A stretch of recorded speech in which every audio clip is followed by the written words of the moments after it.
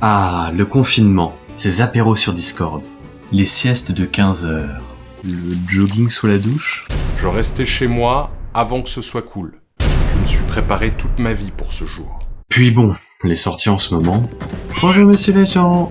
Non, j'ai pas signé l'attestation, désolé.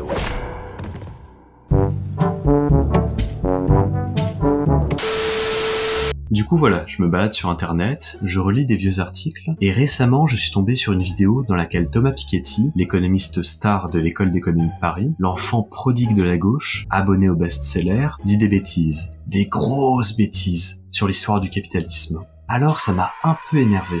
On a vu dans la précédente vidéo d'Histoire Éco que selon Karl Polanyi, le système qui a dominé en Europe occidentale à partir du 19e siècle et mené aux horreurs du 20e siècle, c'est le système libéral, basé sur plusieurs institutions, la propriété privée, le libre marché, le gold standard et l'équilibre des puissances. Au sortir de la Seconde Guerre mondiale, Polanyi en appelait à plus de démocratie, à un contrôle accru sur les marchés et à un développement de l'État dans ses fonctions sociales et fiscales. Parmi les auteurs qui ont pris la continuité de cette pensée social-démocrate aujourd'hui, il y a Thomas Piketty, le chercheur qui nous occupe aujourd'hui. Piketty est économiste et il adore les statistiques. Alors quand il veut comprendre quelque chose, il va regarder les chiffres, le partage des revenus, des richesses. Et selon lui, les vœux de Polanyi n'étaient pas loin de se réaliser pendant les 30 Glorieuses. Mais voilà, il y a eu le néolibéralisme. Du coup maintenant, Piketty nous dit qu'il faut dépasser le capitalisme et aller vers plus de cogestion, c'est-à-dire que les employés puissent avoir des représentants dans les conseils d'administration des entreprises et davantage de redistribution. Le problème, c'est que cette vision des choses est extrêmement limitée. Piketty a beau faire de l'histoire économique, il n'a pas compris comment le capitalisme a pris forme. Moi je sais pas. Et ce qu'il signifie vraiment. J'aimerais bien savoir. Dans cette vidéo, on va se poser une question simple. C'est quoi le capitalisme? Et ça vient d'où? Pour ce faire, on s'appuiera notamment sur le livre Le Capitalocène d'Armel Campagne et sur une série d'articles d'Alain Beer.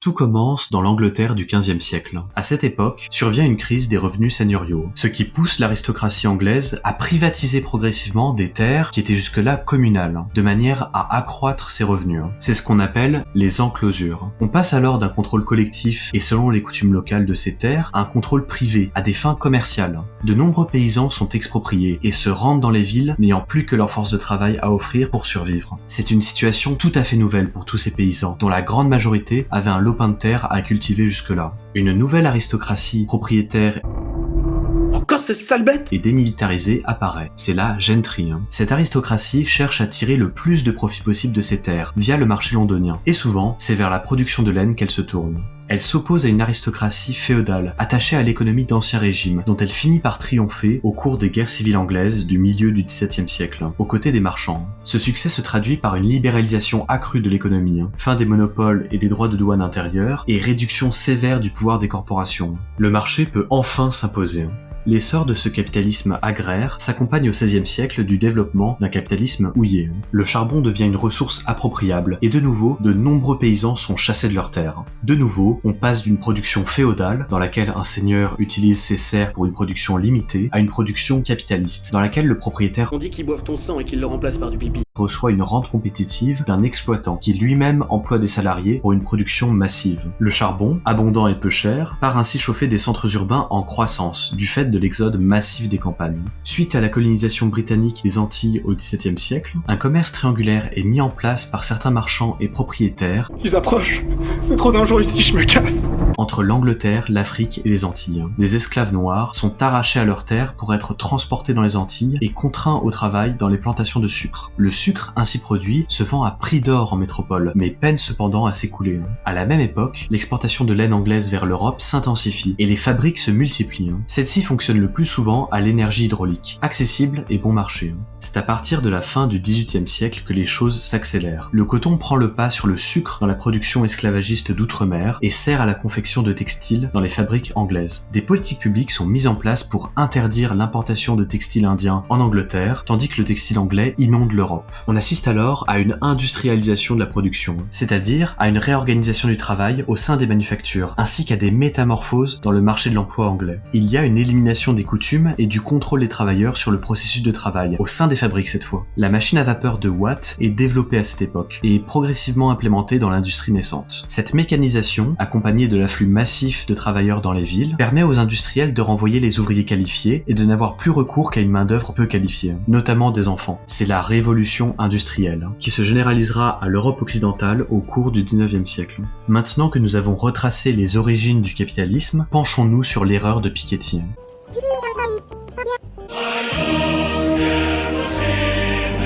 Commençons par reprendre la définition que Piketty donne du capitalisme. Il s'agit selon lui d'un mouvement historique consistant à repousser sans cesse davantage les limites de la propriété privée et de l'accumulation d'actifs. On serait tenté d'accepter cette définition qui présente deux aspects importants du capitalisme. L'accent mis sur la propriété privée, c'est-à-dire l'usage sans limite d'un bien, et la dynamique d'accumulation. Seulement, si on en restait là, on passerait à côté de certains attributs centraux du capitalisme. Il est fondamental de différencier propriété et capital. Là où la propriété ne porte qu'une dimension juridique, le capital est avant tout un rapport social. Il ne s'agit pas simplement de disposer de terres agricoles, fussent-elles travaillées par des paysans à son service. Car en effet, ni le roi Midas, ni Louis XIV n'étaient des capitalistes. Mais il s'agit d'une séparation entre travailleurs et moyens de production, qui commence au niveau juridique et qui se poursuit dans le processus de production. On a vu précédemment comment l'essor du capitalisme avait consisté en une élimination du contrôle des travailleurs sur le processus de travail, qui leur est imposé. Les travailleurs sont alors réduits à leur force de travail, qui n'est plus qu'une marchandise. C'est ce qu'on appelle le salariat, régime de production qui unit travailleurs et capital en vue de l'accumulation profitable de ce dernier. Mais ici, on a défini que le capital. Pour définir le capitalisme, il est important d'y ajouter la concurrence entre les entreprises, car en effet, le capitalisme se fonde sur le marché, au sein duquel offre et demande se rencontrent. Pour rappel, il ne s'agit pas ici d'un lieu en particulier, ou d'une application où l'on pourrait vendre et acheter des marchandises, mais de l'unification du commerce dans un territoire donné. Certains, Piketty le premier, diront que tout ce travail conceptuel est une perte de temps, sans conséquences concrètes. On a parlé de rien du fond finalement. Que finalement, propriété, capital...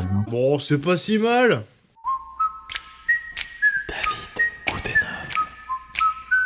Mais il se trompe, lourdement. La preuve la plus éclatante à cela est qu'il prétend que le système politique qu'il propose, le socialisme participatif, serait un moyen de sortir du capitalisme. Dans son système, les salariés auraient la moitié des droits de vote dans les conseils d'administration des entreprises privées, auxquels s'ajouterait un impôt progressif sur la propriété qu'il qualifie de propriété privée temporaire. Piketty ne se rend pas compte que même en mettant des représentants du personnel au conseil d'administration, cela ne remet pas en cause la séparation entre travailleurs et moyens de production, de telle sorte que la force de travail des employés resterait une marchandise. Et les logiques de compétitivité et d'accumulation créées par les interactions entre salariat et marché demeureraient. On peut même aller plus loin en disant que les représentants des salariés, mis dans cette situation, seraient contraints de raisonner comme des directeurs d'entreprise et que bien peu changerait dans le rapport de production. La proposition de propriété temporaire de Piketty, quant à elle, mériterait une vidéo entière pour être analysée et elle est en préparation.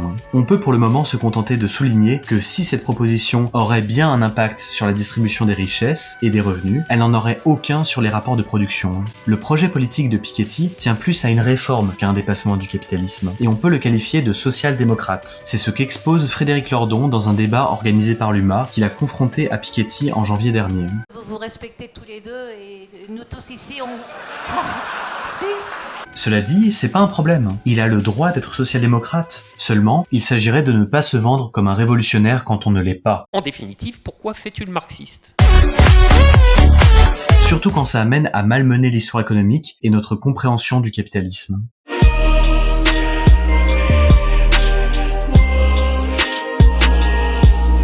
On a pu constater, à travers cet exemple du capitalisme, comment un travail conceptuel peu rigoureux pouvait bouleverser les conséquences qu'on est amené à tirer de l'histoire. Cependant, une question qu'on est en droit de se poser est pourquoi cette définition du capitalisme ? Pourquoi ce récit particulier de son développement et pas un autre ? Pour répondre à cette question, je vais m'appuyer sur un article d'Antoine Pro, paru dans Historiographie.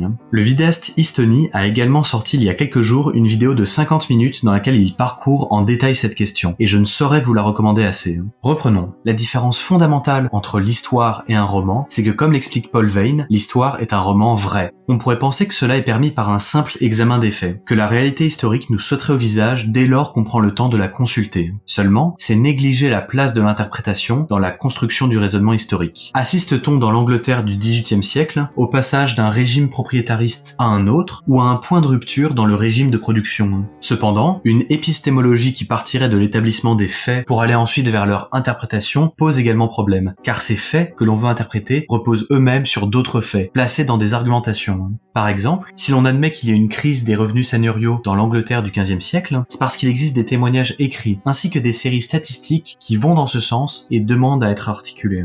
Dès lors, plutôt que de s'intéresser aux faits historiques, il est important de se centrer sur l'administration de la preuve, à partir des différentes formes d'argumentation qu'on peut distinguer en deux grandes catégories. L'explication narrative, qui transforme une succession en enchaînement, et la correspondance des temps, qui relève du lien qui existe entre plusieurs phénomènes qui se produisent en même temps. Dans la première catégorie, l'historien a recours à des documents écrits qui attestent du récit qu'il propose. Il s'agit de la preuve documentaire, qui n'est recevable qu'au terme d'un examen critique. Il arrive parfois qu'il manque certains maillons du récit, et l'historien a alors recours à des preuves indiciaires. À la manière d'un enquêteur, l'historien se met à la recherche d'indices, ce qui lui est permis par sa familiarité des archives et du contexte historique dont il est question. On reconnaît ici les caractéristiques d'une science du singulier, de ce qui n'arrive qu'une fois. Ce régime de preuve n'est pas nécessairement moins fort que celui des sciences physiques, car il traite tout simplement d'un espace dans lequel il est impossible de détacher les concepts de leur contexte spatio-temporel. C'est par exemple là qu'échouent certaines explications de l'essor du capitalisme, qui le détachent de son contexte anglais et en font une fin de l'histoire, ce qu'on appelle une téléologie. C'est le cas par exemple du récit proposé par Kenneth Pomeranz dans La Grande Divergence, qui explique que le capitalisme aurait pu se produire en Chine si les ressources n'avaient pas manqué. Cependant, les dynamiques sociales de la Chine et de l'Angleterre de cette époque sont radicalement différentes, et cette comparaison n'a donc que peu de sens. Plus généralement, il faut se méfier des métarécits, ces histoires englobantes qui prétendent donner un sens et une direction à l'histoire. Ça peut être une marche vers le progrès, ou encore une histoire guidée de manière déterministe par la technique, idée attribuée notamment à Marx.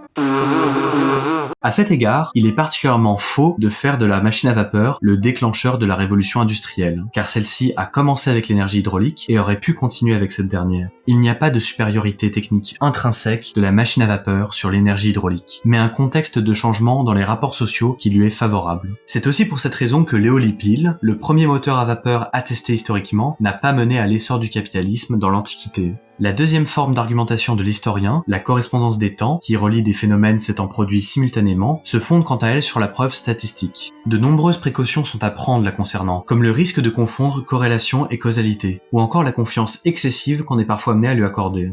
Cependant, lorsque les indicateurs et mesures déployés sont fiables et que le sujet s'y prête, c'est une preuve particulièrement robuste. Souvent, preuves quantitatives et qualitatives se complètent et s'informent l'une l'autre, permettant l'élaboration de modèles historiques d'autant plus solides. C'est là que la modélisation de Piketty pêche, car si d'un côté, le travail quantitatif qu'il présente est très complet, son manque d'attention aux autres formes de preuves historiques l'amène à négliger des aspects pourtant essentiels de l'histoire qu'il veut raconter. Les séries statistiques ne suffisent pas à comprendre l'histoire du capitalisme, si les autres régimes de preuves ne suivent pas. Voilà, on arrive à la fin de cette vidéo. J'espère qu'elle vous aura plu. De mon côté, j'ai été très content de pouvoir relier science, politique et épistémologie dans une même vidéo. Le sujet se serait prêté à de nombreuses digressions, mais j'ai préféré les limiter pour que mon propos reste relativement digeste. Parmi ces digressions, il y a par exemple la question du témoignage, comme forme particulière de preuve indiciaire. Car bien que rejetés par principe par ceux qui se réclament d'une certaine méthode scientifique, les témoignages nous apportent des renseignements essentiels pour dégager le sens que les contemporains donnent à ce qu'ils ont vécu. Ils peuvent donc constituer un apport bien réel dans le cadre des sciences. J'aurais aussi pu anticiper davantage les critiques de celles et ceux qui trouveront dans l'histoire une science idéologisée et peu rigoureuse, comme ça a été le cas vis-à-vis de la sociologie à la sortie de notre dernière vidéo. Mais ça serait dommage de se priver de leur éloquence en commentaire. Je n'en dis pas moins qu'il y a 3 choses dans ton livre auxquelles j'ai été très sensible. La première, évidemment, mais ça elle est reconnue par tout le monde, c'est le travail statistique, historique, qui prend chaque fois davantage d'ampleur. La deuxième, c'est bien sûr l'opportunité de ton intervention dans la conjoncture présente. Je veux dire qu'un chercheur comme toi, je veux dire, venant d'où tu viens, parle de choses comme ça, même si c'est pour en parler comme ça, je veux dire, c'est vraiment, c'est extrêmement bienvenu. Tu vois, c'est pas comme tous ces espèces de petits constipés universitaires, thésaurisateurs de capital académique qui en veulent toujours plus, tu vois. Ils veulent la médaille de plus, le prix ceci, l'académie cela. Évidemment, comme ils ont peur de faire un faux pas, ils la ferment en permanence. Et toi, tu l'ouvres, comme disait Bourdieu, tu l'ouvres. Et enfin, la dernière chose, qui est sans doute celle à laquelle je suis le plus sensible, c'est, je le disais au départ, tu t'es déplacé considérablement, mais tu l'as fait d'une manière qui attire l'estime. Être capable de dire ces simples mots, je me suis trompé, c'est une rareté dans le champ intellectuel. Il y a très très peu de personnes qui sont capables de ça. Moi, je les compte sur les doigts d'une demi-main. Et donc, je trouve ça spécialement admirable. Donc, je suis patient, j'attends le prochain déplacement, ton prochain ouvrage. J'imagine ça devrait être quelque chose comme Capitalisme et Révolution. Alors, il fera 1500 pages, logiquement, hein, je prolonge les tendances, mais bon, voilà. Bon, tout ça n'enlève rien à ce que j'ai dit auparavant, mais ça me faisait plaisir de terminer là-dessus.